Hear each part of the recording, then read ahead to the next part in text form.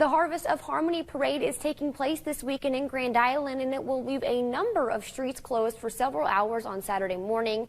3rd through 9th Streets will see the most closures, with the intersecting roads of Eddy, Elm, Walnut, Cedar, and several others. Closures begin at 4 a.m. and continue through the end of the parade. A full map of the parade route and closures will be attached to this story on our Local 4 News app.